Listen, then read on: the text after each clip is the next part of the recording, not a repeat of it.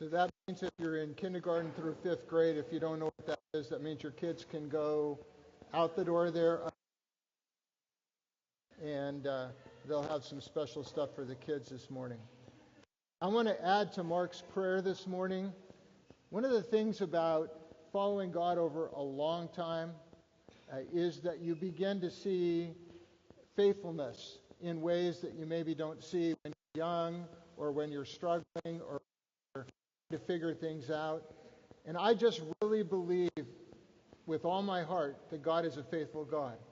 That God shows up and that God works and that God is working all the time, whether we see it or not.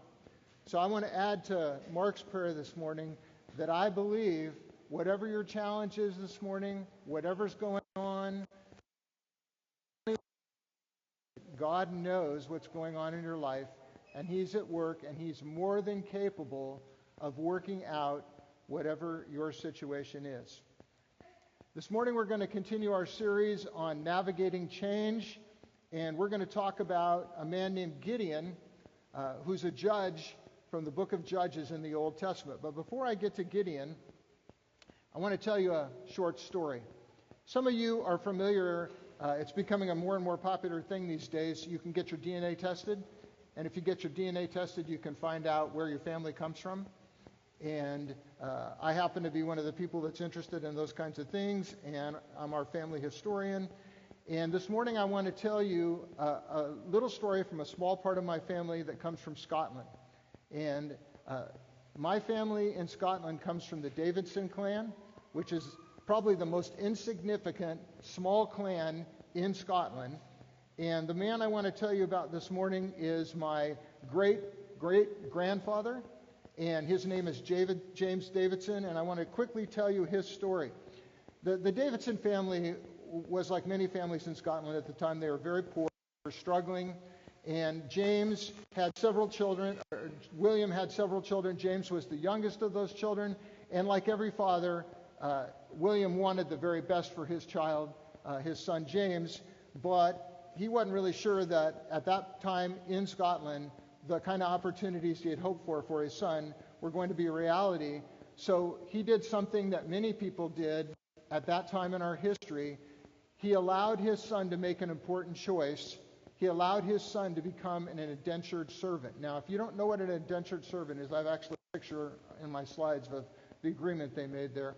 An indentured servant was an agreement where you could learn a trade and you would give so much time of your life, in this case it was 7 years, in order to do that. So my great-great-grandfather James moved to America to learn the trade of being a harness maker, harness like you put around a horse.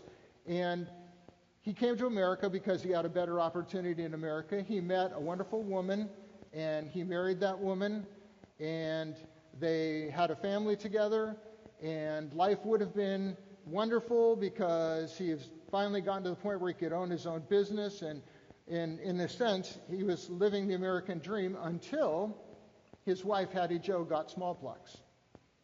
And because his family lived in Scotland, and because her family had disowned her when she married this poor Scottish lad, there was no one to care for her but him.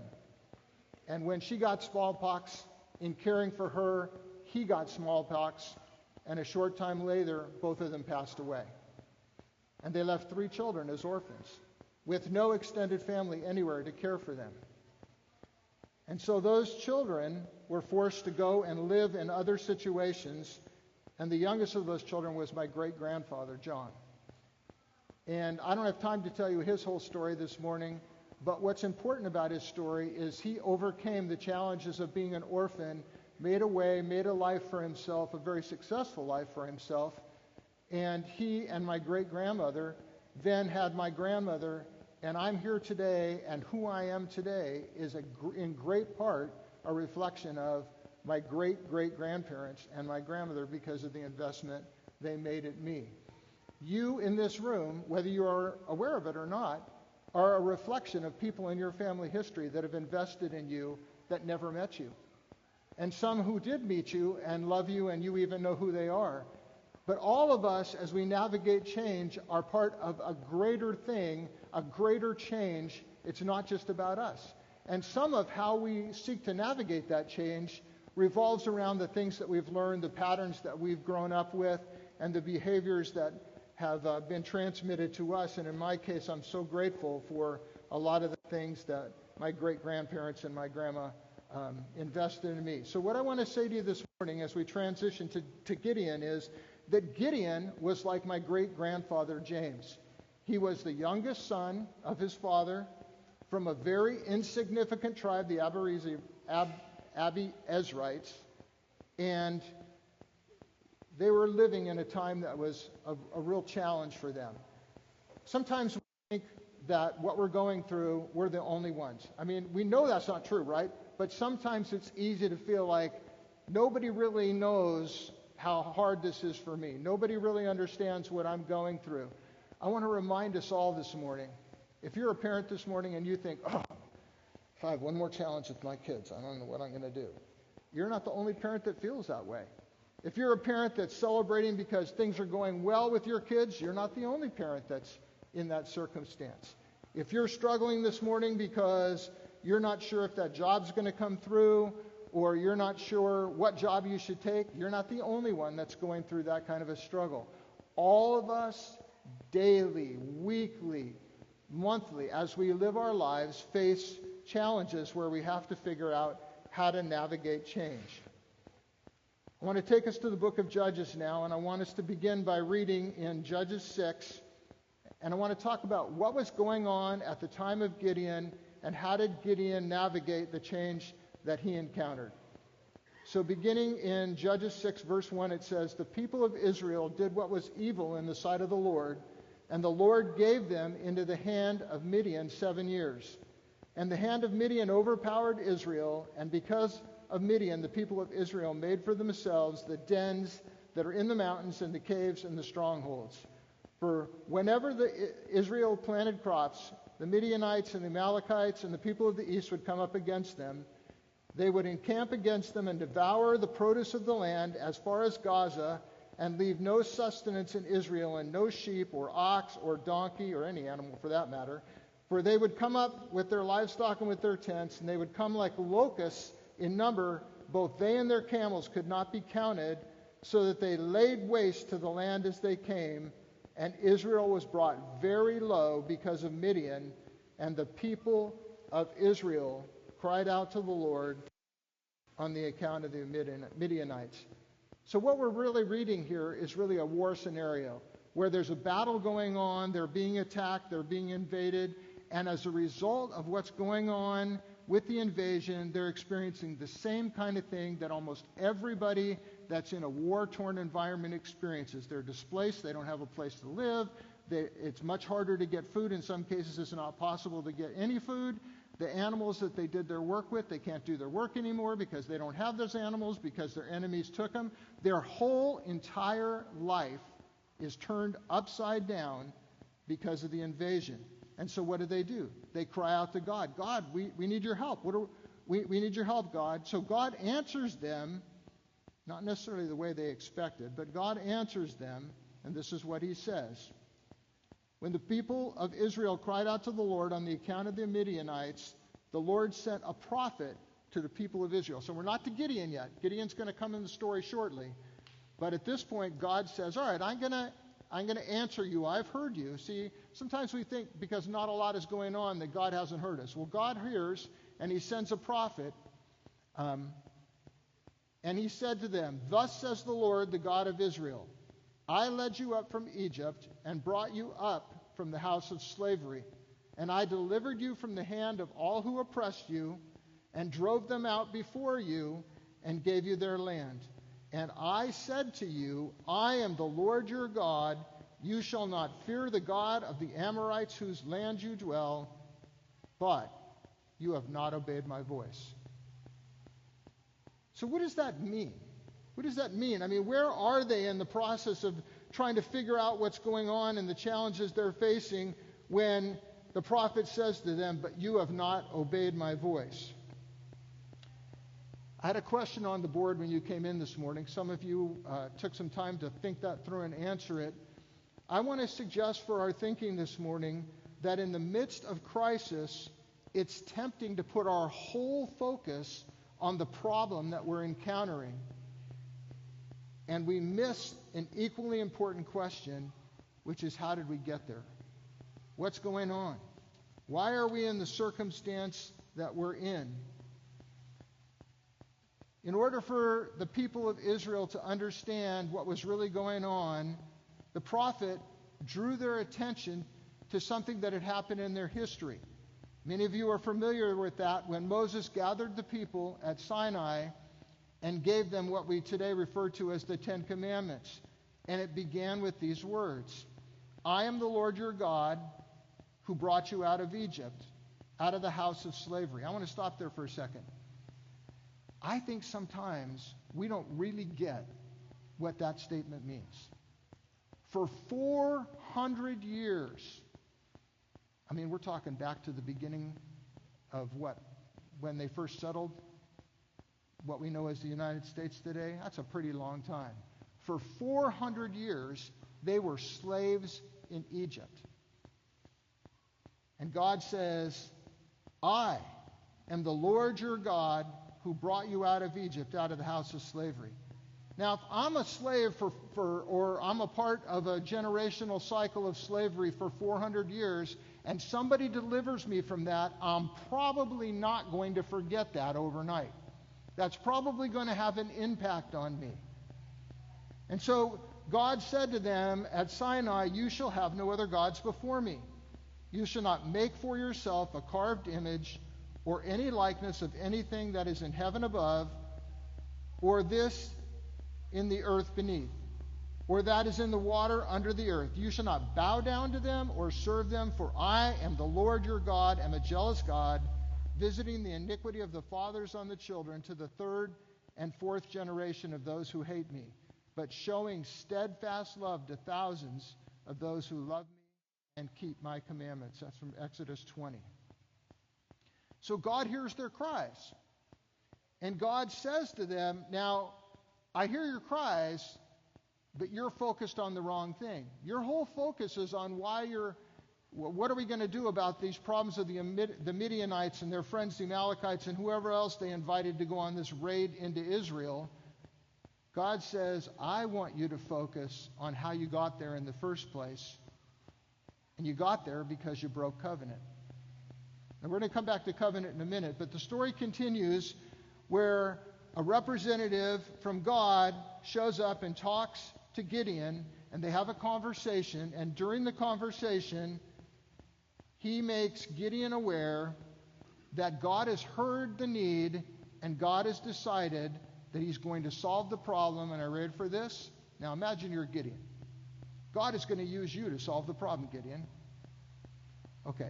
So let me put that in perspective for a minute. Tim, God comes to you and says, Tim, I know you know that the United States has a lot of issues it's trying to wrestle with right now. And I've decided that you, Tim, are going to solve all those problems. You are going to lead us. You are going to be the one that's going to solve all of that.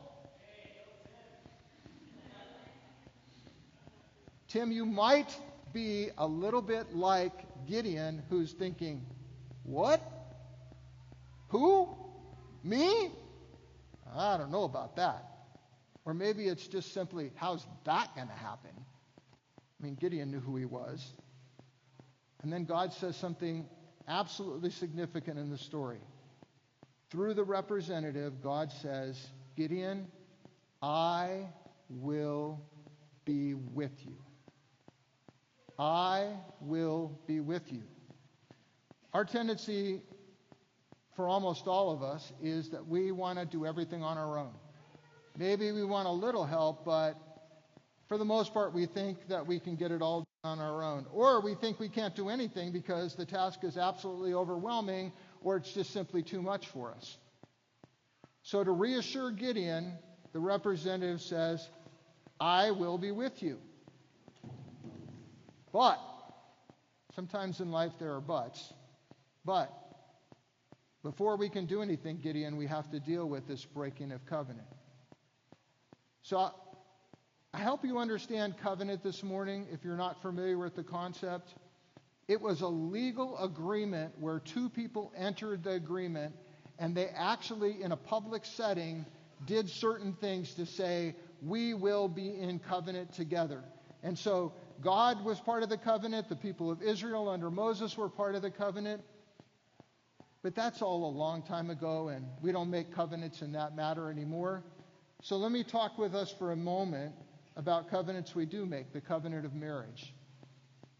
When you go to a wedding, what happens at a wedding? Lots of things happen at a wedding, but what happens with the bride and the groom? They have chosen to commit their lives to each other. They have some sense, I say some sense because after you've been married 35, 40, 50 years, you realize what you thought was going on when you first got married is not necessarily what's going on 40 or 50 years later.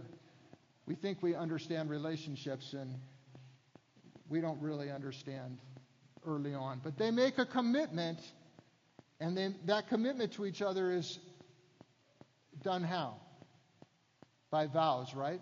They make vows. I promise to do this, and I promise to do this, and they do it publicly.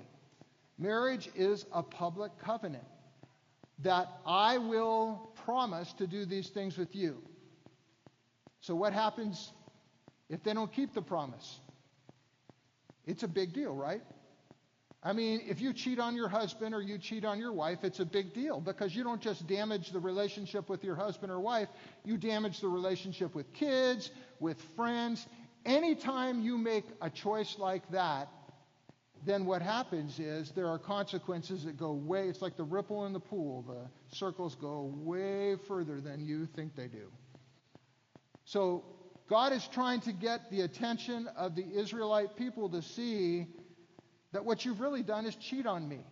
You've decided that Baal and the Asherah are a bigger deal and more important to you, and poor Gideon has a real test coming up because guess who decided to have the Asherah temple, or the Asherah pole and the Baal temple put on their property? Well, that Gideon's dad decided, I'll negotiate a deal here and we'll get it on my property. It'll be good for everybody to come to my place and worship Baal.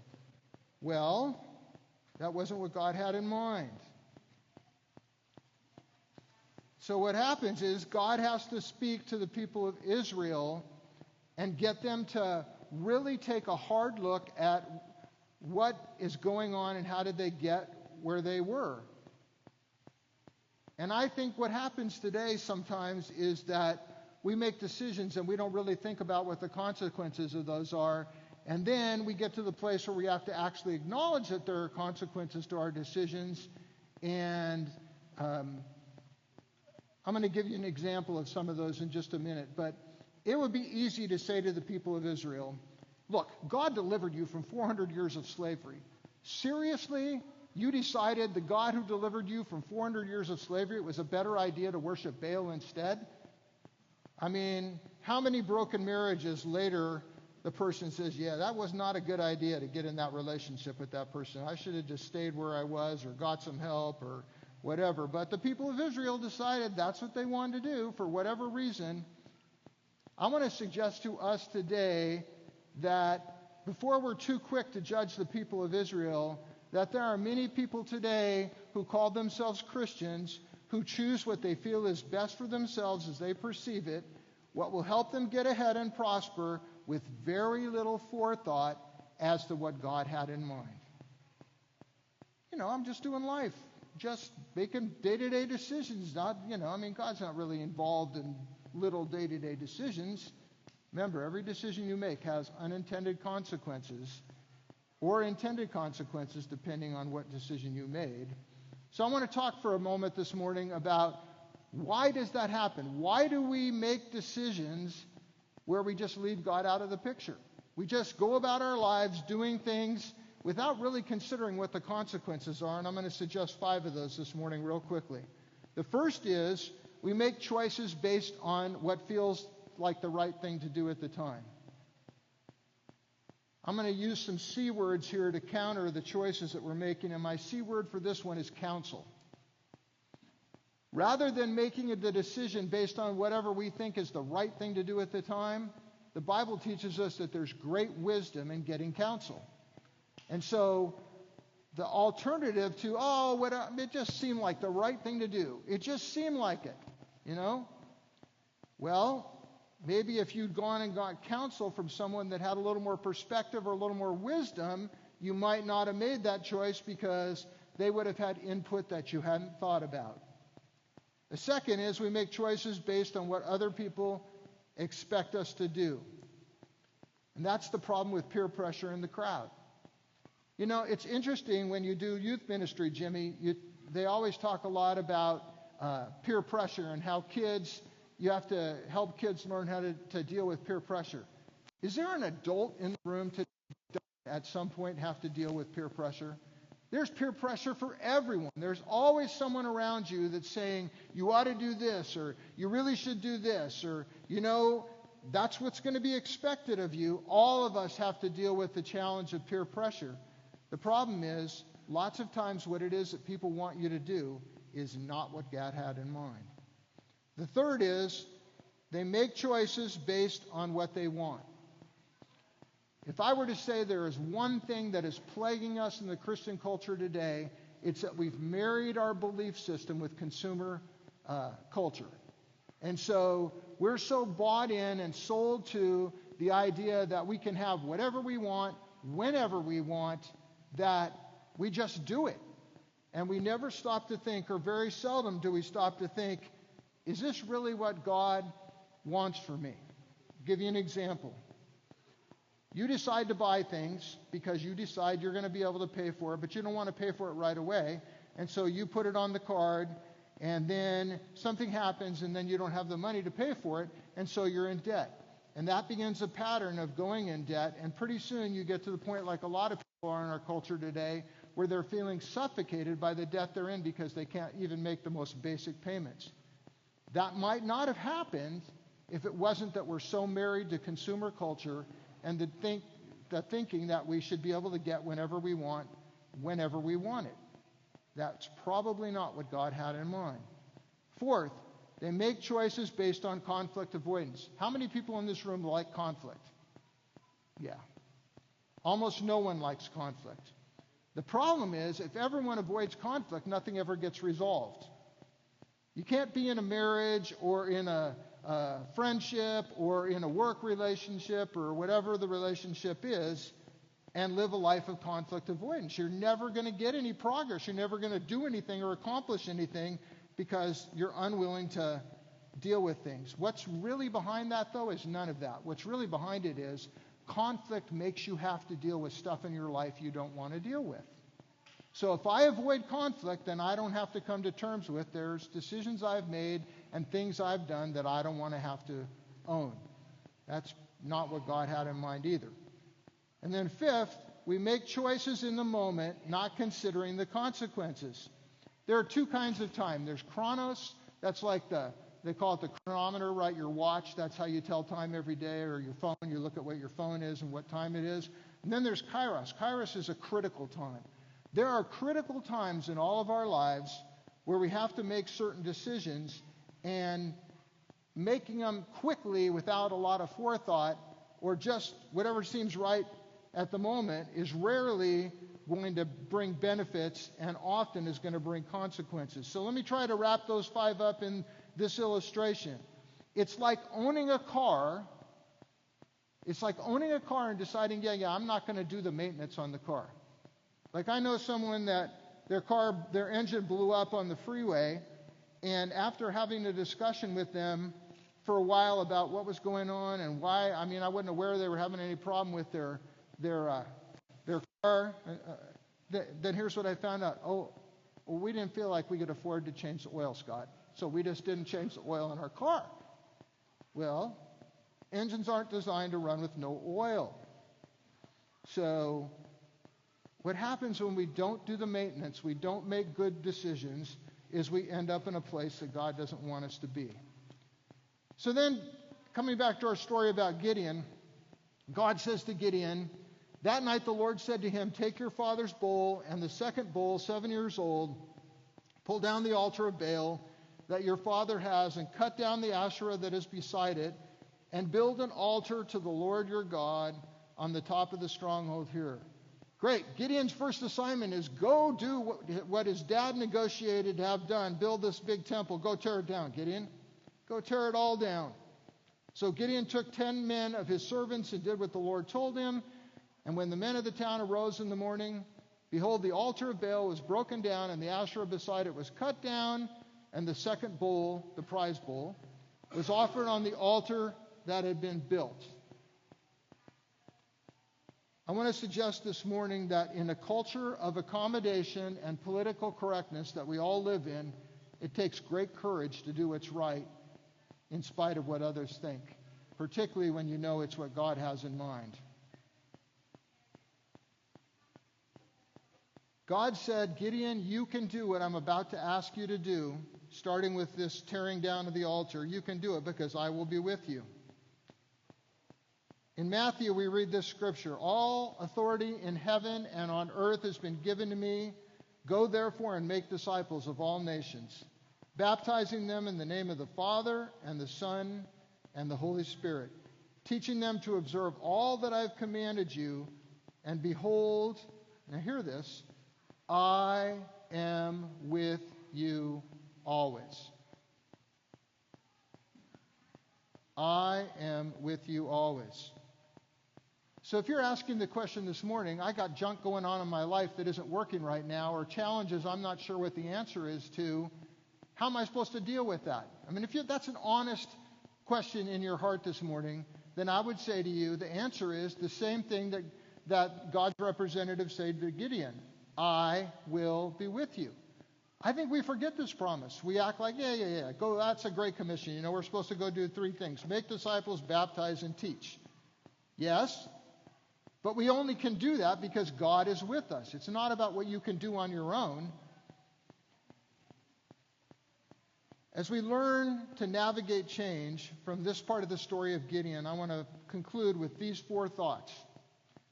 The first is this. God takes covenant seriously. If we make an agreement, in this case, when you are baptized, that's another example of covenant. You made a public profession of your faith. I want to be a follower of Jesus. I agree to be loyal. I agree to be committed. I agree to do things God's way. We're going to be in a relationship, God and I, and we're going to stick with it. But sometimes we don't take that covenant seriously, and we kind of just act like God is another thing on the plate of our life. God isn't another thing on the plate, guys. He's the plate. He's everything. He's what holds us and brings us all together. The second thing is doing what is right always has a cost because it's often countercultural. And nobody promised us if we follow Jesus, it would be easy. And if somebody told you that, they lied to you. It's not an easy thing to follow Jesus. It's especially not an easy thing to follow Jesus in a culture that's becoming more and more anti-Christian every day. So we have to make a decision. Look, am I going to keep my covenant relationship with God? Am I going to do what I said I'm going to do, whatever that means? Or am I going to cave to cultural because it's no longer the popular thing? Or step on toes here of some people, not necessarily in this room, but some people, I'm going to show up on Sunday and do the Southern cultural religious thing, and then the rest of the week I could do whatever I want. Come on, God, I put in my Sunday time for you. Third, navigating change takes courage. It just takes courage. It's not like you can just, I'm going to make it happen. It's why God promised He would be with us, because we need God to be the one that directs us and guides us into how to make the right decisions so we don't end up in places we wish we hadn't ended up. And fourth, God promises He will be with us and that we can rely on Him. And here's the key. Even when we don't know what to do or how to approach the situation. Right? God promises He will be with us. I will be with you always, He said. Not sometimes. Not when it's convenient. Not when you're listening, because we aren't always listening. God said, I will be with you. And so we need to listen, and we need to ask God, and we need to rely on Him, even if we don't really understand all of what's going on. I want to encourage all of us to take time this week to stop and to think about just this one thing. God, am I going through life just kind of going from one thing to the next thing to the next thing, just kind of solving issues as they come along, doing life, whatever, or have I really slowed down long enough that I'm paying attention, or that you have my attention, so that the decisions I'm making and the life I'm leading are based on what you have for me, not what I have for me? Is it going to be easy? No. But is God going to be with you? Yes. Let me pray for us.